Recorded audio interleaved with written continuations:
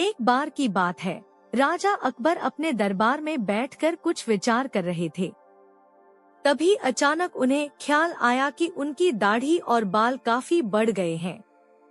इस ख्याल के आते ही उन्होंने अपने एक दरबारी को बुलाकर नाई को फौरन हाजिर होने का संदेश भिजवाया।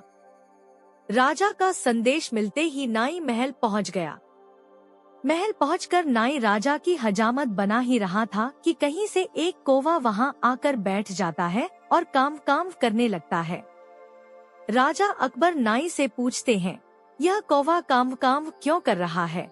इस पर नाई जवाब देता है, यह आपके पूर्वजों का हालचाल बताने आया है। नाई के इतना कहते ही राजा अकबर आश्चर्य से पूछते हैं, तो बताओ फिर यह कौवा मेरे पूर्वजों के बारे में आखिर क्या बता रहा है? राजा के इस सवाल पर नाई कहता है, यह कौवा कह रहा है कि आपके पूर्वज स्वर्ग में मुसीबत में हैं और काफी परेशान हैं। उनका हालचाल लेने के लिए आपको अपने किसी करीबी को स्वर्ग भेजना चाहिए। नाई की यह बात सुनकर राजा अकबर और भी हैरान हो जाते हैं। राजा अकबर आश्चर्य से नाई से पूछते हैं, आखिर किसी इंसान को जिंदा स्वर्ग में कैसे भेजा जा सकता है? राजा के इस सवाल पर नाई जवाब देता है, महाराज मेरी नजर में एक पुरोहित है जो इस काम को अंजाम दे सकता है। बस आप इस काम के लिए अपने किसी करीबी को स्वर्ग जाने के लिए राजी कर लीजिए। नाई के इस आश्वासन पर राजा अकबर तैयार हो जाते हैं और दरबार में अपने सभी करीबी दरबारियों को बुलाते हैं। राजा के आदेश पर सभी करीबी दरबारी राजा अकबर के सामने हाजिर हो जाते हैं। सभी दरबारी राजा से अचानक बुलाने की वजह पूछते हैं। इस पर राजा उन्हें नाई के साथ हुई सारी बात सुनाते हैं। राजा की बात सुनकर सभी दरबारी एक मत में बीरबल का नाम आगे रखते हैं। दरबारी कहते हैं कि स्वर्ग जाकर पूर्वजों का हालचाल लेने के लिए बीरबल से उचित व्यक्ति और कोई नहीं हो सकता, क्योंकि बीरबल हम सब में सबसे ज्यादा बुद्धिमान और चतुर है। इसलिए स्वर्ग में आपके पूर्वजों का हालचाल लेकर वह उनकी परेशानी का हल आसानी से निकाल सकता है। राजा अकबर दरबारियों की इस सलाह को मानते हुए बीरबल को स्वर्ग भेजने की तैयारी कर लेते हैं।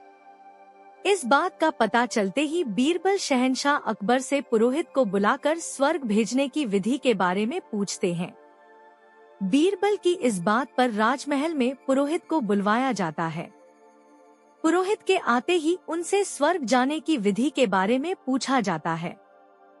पुरोहित बताते हैं, आपको यहीं पास में मौजूद एक घास के ढेर में भेजा जाएगा।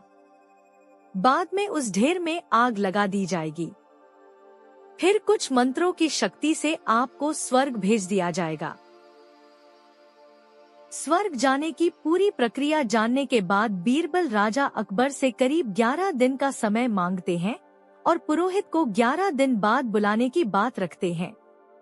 वह कहते हैं, मैं स्वर्ग जा रहा हूँ और कितने दिन मुझे लौटने में लगेंगे इस बारे में निश्चित तौर पर कुछ भी कहना मुश्किल है। इसलिए स्वर्ग जाने से पहले एक बार मैं अपने परिवार से मिलना चाहता हूँ और कुछ समय बिताना चाहता हूँ। बीरबल अपने घर जाने के लिए महल से रवाना हो जाते हैं।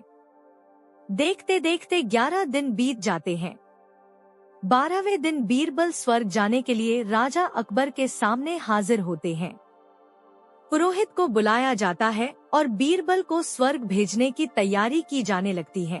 पुरोहित बीरबल को स्वर्ग भेजने के लिए महल से कुछ दूर घास का एक ढेर लगवाते हैं। बीरबल को स्वर्ग भेजने के लिए घास के ढेर के अंदर भिजवाया जाता है। घास के ढेर के अंदर जाते ही पुरोहित घास के ढेर में आग लगा देते हैं और बीरबल को स्वर्ग भेजने की प्रक्रिया पूरी होती है। धीरे धीरे 2 महीने बीत जाते हैं और राजा अकबर को बीरबल की चिंता होने लगती है।